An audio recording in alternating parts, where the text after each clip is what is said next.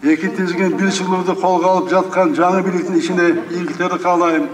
Садындық өзөч, өзгөчө сизге Кудайым күч-кубат берсин, ийгиликтер болсун. Сооронбай Жээнбековдун мөөнөтүнөн мурда президенттик кызматын таштап кеткени коомчулукта кызуу талкуу жаратты.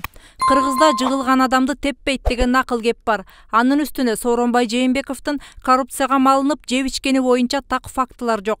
Адамгерчиликти туу туткан адам катары көпчүлүктүн эсинде калыптыр. Андыктан буга чейин анын кемчиликтерин баса көктөп айтып, нааразылык билдирип жүргөн белгилүү инсандар, блогерлер да кеткен ажоонун жакшы жактарын эскерип жатышат. Чоң рахмат сизге, мусулман инсан катары ачууга алдырып сүйлөгөнүм үчүн кечирим сурайм. Урматтуу Сооронбай Шарипович, жамандыр жакшыдыр башыбызда турдуңуз. Тагдырыңызда жоолукта бар экен. Өйдө ылдый күндөр болду. Жумшак, жоош адам экенсиз, айрым учурда каттуулук жетишпей жатты. Кыйналган күндөрдө өзгөчө башчыбызды, журт атасын таппай убара болдук. Бийликтен түшүп, алсыз болуп турган адамды төпөштөш адамгерчиликке жатпайт. Акыйкатсыздык болуп калат. Учурунда Соке, Шариман дедик. Жашыңызды эске алган жокпуз. Ажоолугуңузга да караган жокпуз. Кечирим сурайм. Башкаларды билбейм, бирок өз атыман кечирим сурайм бүгүн. Мен сени менен президенттик мезгилиңде бир эле жолу шайлоонун астында жолуктум. Сен айттың. Алга Кыргызстан партиясы Акаевди, Ак Жол партиясы Бакиевди сактап коргой алышкан жок.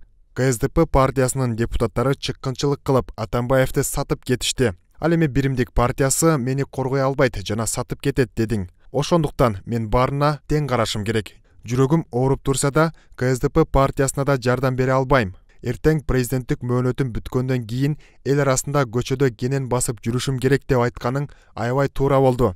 Мен ыраазы болдум.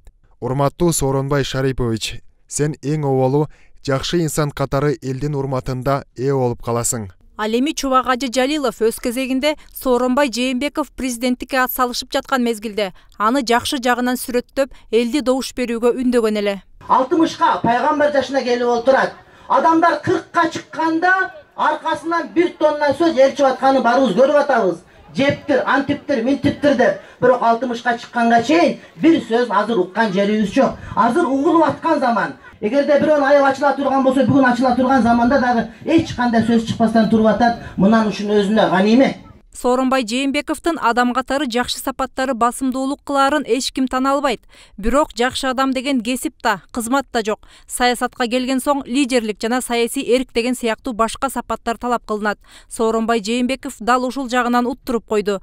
Өлкөдө олуттуу кырдаалдар учурунда үн катпай, башын коңулга катып алган жайы бар эле. Анын үстүнө айланасына мыкты команда топтой албаганы чоң катачылык болгон дешет эксперттер. Саясий фигураны жакшы тараптарынан көрсөтүү өзгөчө кесипкөйлүктү талап кылат. Бирок негедир азыркы эми кеткен президент ошончо 3 жылдын ичинде жакшы команда, айрыкча ошол маалымат талаасында иш жүргүзө турган күжүрмөн ишкерлерди, кызматкерлерди таба алган жок. Мурдакы президенттен калган команда менен иштей берди. Жана алардын мурдакы президенттин абалын көрүп эле кийинки президент ойлонсо болмок да. Эмне үчүн ал кишилер ушундай абалга түштү? Эмнеге коомдо алар жөнүндө терс пикирлер көп? Мамлекет башчыга туура багыт берип, анын маалыматтык саясатын тескегендер да кесипкөйлүк жагынан кыйла аксап туруп алды. Маалымат каражаттарын өз жана жатка бөлүп жарып, тандалма мамиле кылды. Президентти коомчулуктан обочолонтуп салды. Эл менен бийликтин ортосунда пайда болгон ажырымдын кесепетинен коомчулукта бийликке ишенбөөчүлүк, жек көрүүгө чалды. Президенттин маалымат катчысы эч бир жетекчиге жакшы жүз, жакшы репутация алып келе алган жок. Журналисттерди кодулап, аларды сорттоп, жакшы, жаманы, биздики, бөлөк, мамлекеттик эмес деп. Чын-чынына келгенде азыркы дүйнөдө, заманбап дүйнөдө, медиа талаада мамлекеттик деген нерсе такыр калбаш керек.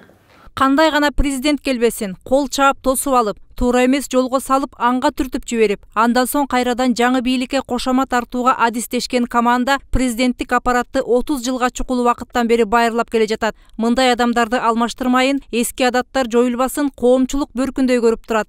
Андыктан люстрация жолу менен эски саясатчылардан тазалануу зарылдыгы айтылып келет. Мындай сунушту жаңы шайланган премьер-министр жана президенттин милдетин аткаруучу Садыр Жапаров да колдоорун билдирди. Туура люстрация болуш керек, аны жасайбыз. Өлкөнү пандемия коркунучу каптап, бул илдетке алдын ала даярдык көрүү мүмкүнчүлүгү бар кезде баары көзөмөлдө деп жалган маалымат бергендин кесепетинен оору күч алып, 1,5 миңден ашуун адамдын өмүрүн алып кетти. Мындай маалда ачуу сындар президентке айтылды. Шайлоо алдындагы үгүт иштеринде одоно мыйзам бузууларды, маалымат каражаттары коомчулук көзгө сайып көрсөтүп жатса дагы, БШК төрайымы Нуржан Шайылдабекова көрмөксөн болуп туруп алды. Форма 2,5 миллионго чукул адам катталып, бул шайлоо жыйынтыгына ишенбөөчүлүктү алдын ала жараткан.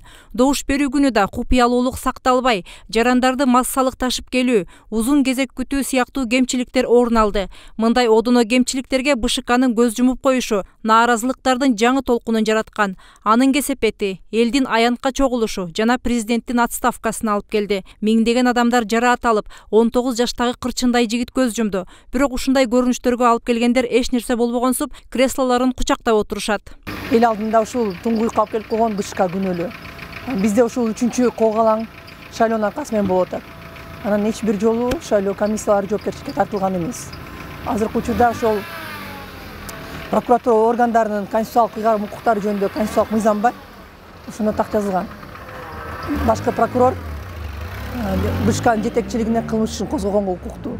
Менин пикиримче, бул Боршайком курамын таркаш керек.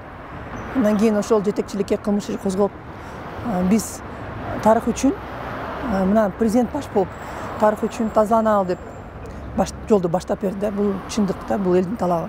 Учурда эл да эскилерден тазаланууну талап кылып келет. Коомчулукту ирэнжиткен саясатчыларды бийликке жакындатпоо керек. Буга чейин паракорчулук жолу менен топтогон байлыктарын мамлекетке кайтаруу зарыл деген сунуштар айтылып жүрөт. Андыктан 7-канал жаңы долбоор ачып жатат. Кыргыз коомчулугу кимдерди саясаттан көргүсү келбейт? Бул боюнча элдин пикирин жана сунуштарын күтөбүз. Мээрим Ташыбекова, Талант Рысов, 7-канал, Бишкек.